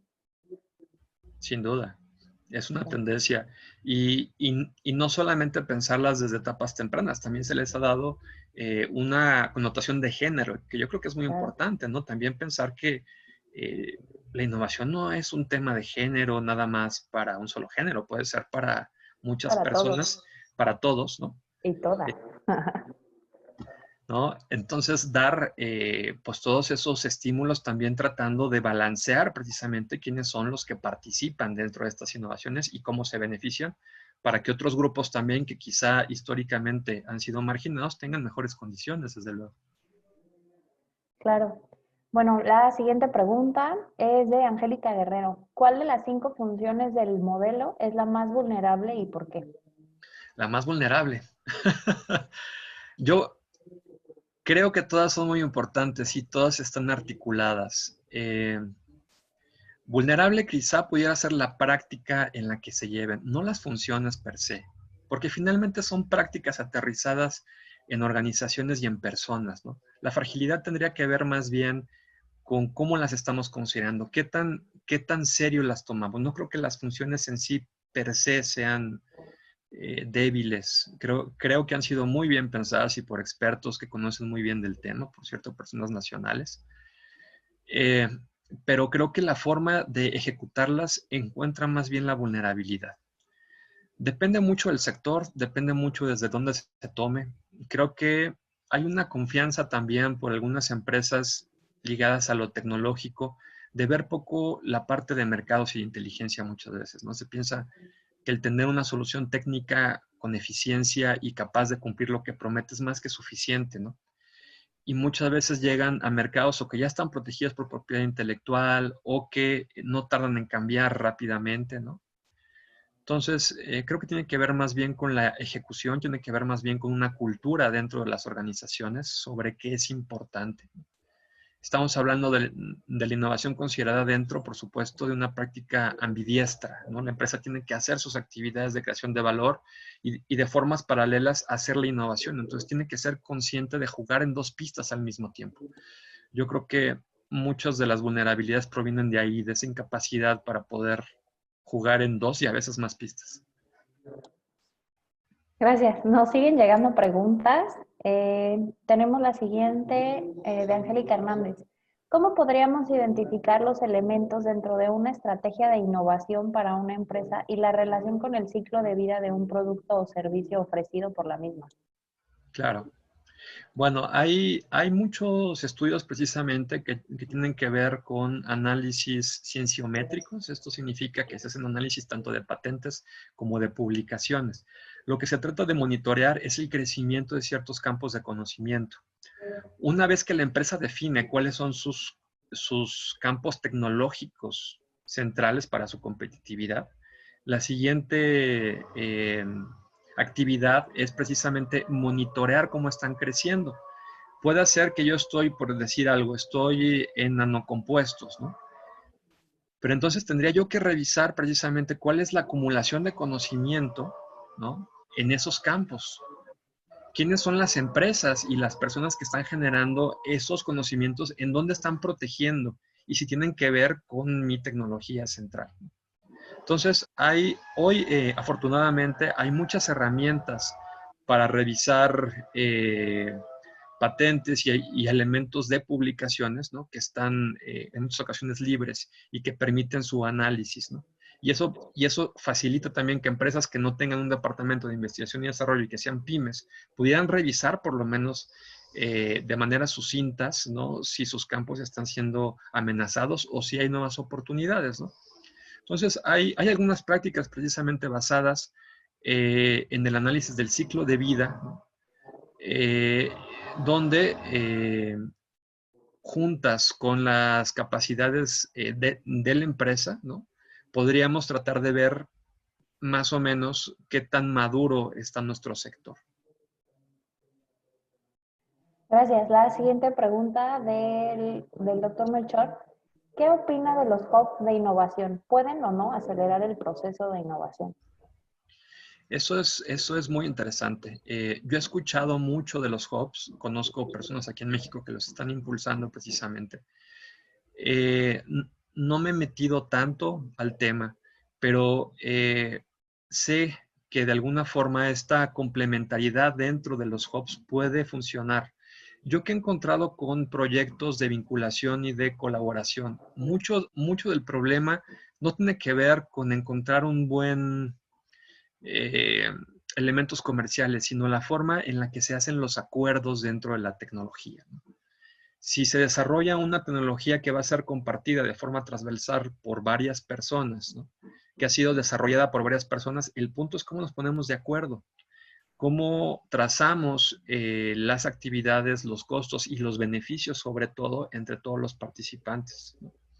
Creo que ese es un tema importante que hay que pensarlo, que se piensa muchas veces desde la propiedad intelectual y desde la capitalización de esos resultados, ¿no?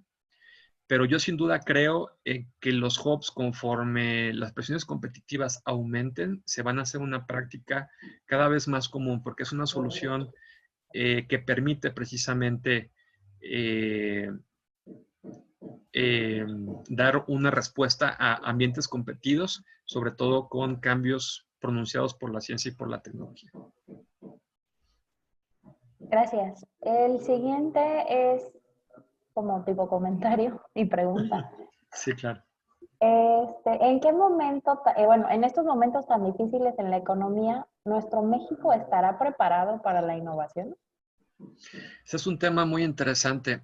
Desde la Asociación Latinoamericana de Gestión de la Tecnología pusimos una encuesta a principios de mayo más o menos, ¿no? A nivel nacional queríamos saber las empresas cómo estaban reaccionando ante la crisis por COVID, ¿no? Los datos ya los estamos analizando, ya tenemos resultados, pero algo muy interesante era que precisamente la innovación tecnológica, por lo riesgosa, por lo complementaria que tiene que ser con varios actores, ¿no? En muchos casos no se pudo desarrollar de formas como estaban planeadas, ¿no? Sobre todo cuando tuvimos los confinamientos y las empresas no podían funcionar de la manera en la que lo estaban haciendo. No significaba que no tenían que hacer innovación. Hicieron innovación, pero de otro tipo, o cambiaron de mercados, o de innovaciones, digamos, no propiamente tecnológicas, más comerciales, operacionales sobre todo, ¿no? Creo que todas las empresas tuvimos que reinventarnos desde el teletrabajo, desde luego, ¿no? Entonces, hubo cambios importantes.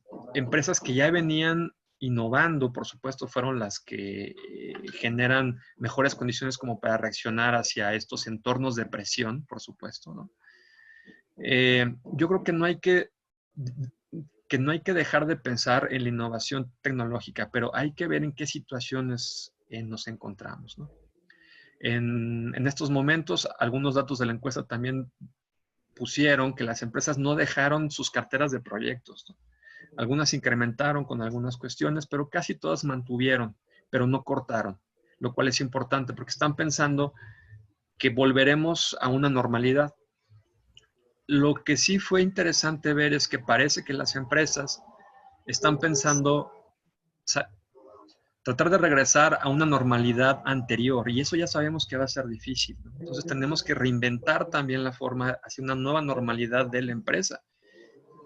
¿Cómo vamos a estar operando? ¿Qué función va a tener el teletrabajo, ¿no? Los cambios en el mercado laboral van a ser importantísimos. Los clientes, ¿qué capacidad adquisitiva van a tener? una gran complicación dentro de la crisis que tenemos hoy es que fue una crisis doble.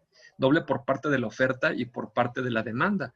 Dejamos de producir muchas cosas, pero la capacidad adquisitiva de la gente también bajó. Entonces, no te van a poder comprar las mismas cosas ni con la misma capacidad si los salarios también cayeron, ¿no? En algunas empresas no corrieron a la gente, pero le dijeron, bueno, es que necesitamos que colabores y tu sueldo no va a ser el mismo, vamos a bajarlo en alguna proporción, ¿no? Algo muy responsable porque el principal miedo era que se cayera todo el tejido empresarial, ¿no? Entonces se mantuvo todo el tejido, lo cual es una buena estrategia, pero por supuesto en condiciones de compra que van a tardar tiempo en tratar de resolverse, ¿no? Entonces, yo creo que va a haber espacio para la innovación, sobre todo en comercialización, en temas organizacionales, que en algunos casos pueden estar apoyados por tecnologías que ya estén maduras, como las tecnologías de la información, ¿no? No estos cambios tecnológicos tan radicales, ¿no? Quizá de ahí tuviéramos que esperar un poco más. Esa es mi impresión de lo que podemos esperar en el futuro.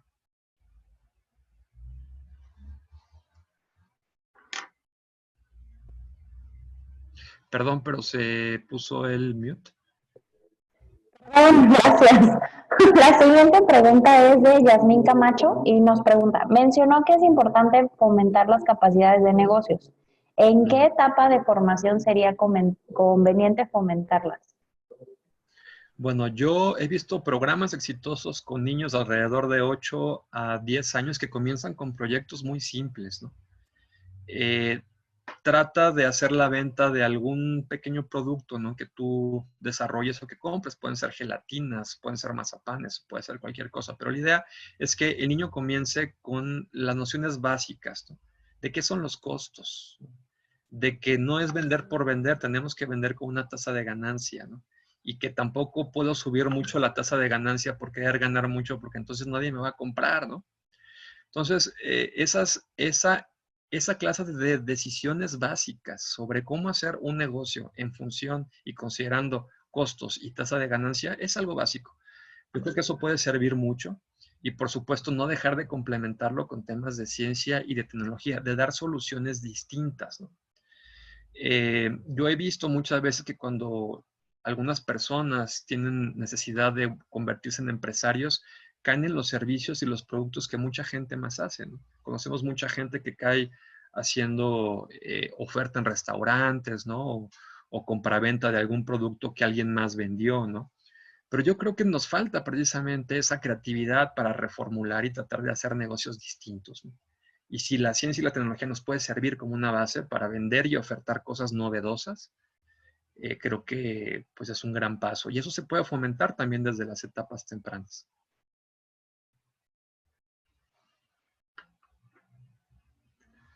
Ah, se puso así. Sí. Por no querer interrumpir, yo sola me quedo hablando, ¿verdad? Una disculpa. No pasa nada. Gracias. Me parece que ya no tenemos más preguntas en el chat. Si alguien gusta participar, están en el momento de hacerlo. Recuerden que pueden hacer el uso de las reacciones que tenemos en la barra inferior de la pantalla. Y si no, pues daremos ya cierre a este webinario. Les recuerdo que pues estaremos tocando más temas relacionados y se estarán ofreciendo al rato, en un momento más les estaremos dando más información, pero tendremos un diplomado justamente con el doctor Sousa. Así que si están interesados en estos temas, pues les recomiendo que permanezcan unos minutos más con nosotros. Les recuerdo que necesitan llenar el formato de asistencia para que puedan obtener su constancia de así requerirla. Y pues bueno, agradecer la presencia de todos, en especial pues al doctor Leonardo Sousa, y pues cederle la palabra a nuestra directora pues para el cierre de esta sesión. Muchísimas gracias a todos los participantes y a nuestro ponente. Con permiso. Muchas gracias, Leonardo. Agradecerte mucho todo lo que aprendimos hoy contigo, todos los elementos básicos y la fundamentación respecto a lo que es la innovación y hacia dónde pudiéramos dirigirlo. Te agradezco mucho. Sé que aprenderemos más en el diplomado. Ya estoy inscrita, esperando, empezando a aprender más contigo y reforzar los conocimientos. No sé si mis compañeros tengan por ahí la constancia, una constancia que te queremos entregar de manera virtual. Muy Sé amable. que habrá tiempo, como siempre. Ahorita tenemos que cuidarnos muchos todos a la distancia y decirte que el Centro de Innovación e Integración de Tecnologías Avanzadas Unidad Veracruz te otorga esta constancia al doctor Leonardo Sousa García por su participación como ponente en este webinario tan interesante, mejorando las condiciones de éxito de la innovación tecnológica. Muchas gracias a todos por acompañarnos, por su tiempo y sobre todo a ti, Leonardo, por todo lo que nos enseñaste el día de hoy. Que pasen excelente tarde y seguirnos cuidando todos a la distancia. Un gran abrazo para todos y excelente fin de semana.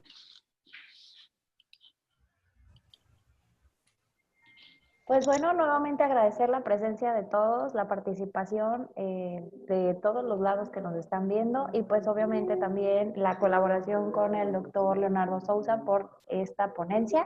Y como les comentaba nuestra directora, pues estaremos ofreciendo el diplomado sobre gestión estratégica de proyectos de innovación tecnológica. Entonces les presentaré pues alguna información. Como ya les había comentado, pues el centro está ofreciendo varios cursos. Uno de ellos es el de calidad en el servicio. El siguiente es el de ortografía y redacción. Y bueno, el que ahorita estamos haciéndole mención, pues es el diplomado sobre gestión estratégica de proyectos de innovación tecnológica, que pues también estará impartiendo el doctor Leonardo Sousa. Así que si tienen alguna duda o inquietud sobre este tema o ver más a fondo este tema, pues les recomiendo que nos contacten o se comuniquen con nosotros. Les recuerdo, pueden solicitar información directamente al Departamento de Servicios Educativos con nuestra compañera Marle Andrade. Su correo y número telefónico están en la parte inferior de la pantalla en un recuadro en gris. Y el correo es mandrade@ipn.mx. Les recuerdo también en redes sociales estaremos poniendo toda la información relacionada a todos los cursos y a este diplomado. Y pues mencionarles también que este diplomado estará dividido en 4 módulos. El módulo 1 es de Administración de la Tecnología e Innovación, el módulo 2 es de Gestión de la Tecnología e Inteligencia Competitiva, el módulo 3, Mapa de Ruta Tecnológica, y el módulo 4, Mapa de Ruta Tecnológica también. Las dos son estrategias integrales para la definición de la cartera de proyectos tecnológicos. Y pues bueno, recordarles nuevamente, si necesitan más información, visitar nuestras redes sociales o contactarse directamente con mi compañera Marle al teléfono o a su correo electrónico. Les recuerdo que pues el doctor Leonardo Sousa estará colaborando con este diplomado, así que si tienen más preguntas para él, pues ya saben, pueden ingresar a este curso o registrarse. También en la pantalla está el código QR por si de una vez gustan ustedes participar o registrarse. Y pues bueno, dejaré de compartir pantalla en este momento para solicitarles a todos que nos apoyen prendiendo sus camaritas para nuestra tradicional foto de webinario. Gracias. Creo que es el momento que más disfruto porque los conozco a todos. Les daré un minutito más para que todos prendan sus cámaras. Por ahí veo, creo, una Catrina también. Muchísimas gracias. Qué bonitos. Bueno, ¿listos? Entonces, la foto. Denme un segundo para guardarla. Ahora tengo muchos documentos abiertos, una disculpa. Y entonces les pido otra foto, por favor. ¿Ya listos? Pues bueno, muchísimas gracias. Como siempre es un placer para mí saludarlos, verlos y pues también leer sus comentarios. Y pues nuevamente les agradezco su constante participación a todos aquellos que nos siguen viernes con viernes. Y a los que son nuevos en estos webinarios, pues recordarles que tenemos todavía temas pendientes la siguiente semana. Bueno, casi todo el mes de noviembre tenemos ya temas agendados. Así que nos daría muchísimo gusto volverlos a saludar el próximo viernes a la 1 de la tarde con el tema de extensión en sistemas de producción pecuario con el doctor Ángel Pulido, que también está por aquí con nosotros. Así que pues bueno, me despido. Les mando muchísimos saludos, abrazos virtuales y pues bueno, saluditos a todos hasta donde nos estén viendo. Sé que tenemos gente de Perú, Colombia me parece que también, y pues a cada uno de los rincones de esta República Mexicana, pues muchísimos saludos. Es lo bueno de estos métodos virtuales que podemos llegar a muchísimos lados. Así que nuevamente agradezco la participación de todos y les recuerdo seguirnos en redes sociales, regalarnos una manita, un like, así, gracias, para que estén al pendiente de todas las actividades, todos los cursos y todos los webinarios que se estarán impartiendo por este centro del CITA Veracruz. Y pues bueno, muchísimas gracias, nos vemos la siguiente semana, espero verlos por este medio. Saludos también a los participantes en Facebook. Tengo ya muchos comentarios en el chat que no los he podido leer, pero bueno, saludos a todos y muchísimas gracias, doctor. Le recomiendo que si puede guardar el chat en su computadora para que tenga oportunidad de leer todos los comentarios. Había muchos saludos y felicitaciones por esta ponencia. Entonces, nuevamente agradezco la presencia de todos. Muchísimas gracias y nos vemos. Hasta luego. Gracias. Gracias. Sí, me dan un segundo para guardar mi chat antes de que me cierren la sesión. Muy bien. Listo. Muchísimas gracias y muchísimo gusto de saludarlos a todos. Saludos. Hasta luego, gracias, hasta luego. Hasta luego. Gracias. Hasta luego. Hasta luego, Alma. Muchas gracias. Hasta luego. Hasta luego, Samuel.